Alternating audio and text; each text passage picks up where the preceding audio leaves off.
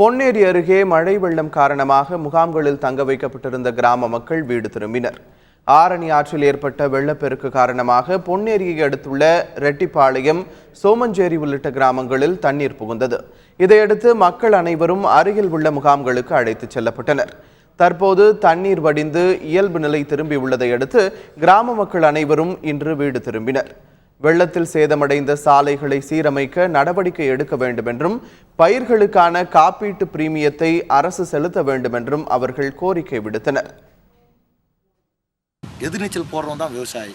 இதனால நாம தமிழகம் எங்களுக்கு செய்ய வேண்டிய ஒரு சின்ன உதவின்னு கேட்டாங்கன்னா, இங்கே யாரெல்லாம் விவசாயிகள் பிரீமியம் அதை இன்சூரன்ஸ் பண்ணியிருக்காங்களோ அந்த இன்சூரன்ஸை உடனடியாக கிளியர் பண்ணி கொடுக்கணும். இது மூலமாக வேண்டுகோள் வைக்கிறோம். ரெண்டாவது, எங்கள் பகுதிக்கு இந்த சாலையும் குடிநீரும் உடனடியாக ஏற்பாடு பண்ணி கொடுத்தாங்கன்னா இந்த ஜனங்களுடைய வாழ்வாதாரம் மிகப்பெரிய லெவலில் பாதிச்சிருக்கிறத சீர்படுத்த ஒரு பெரிய விஷயமாக நாங்கள் கருதுகிறோம்.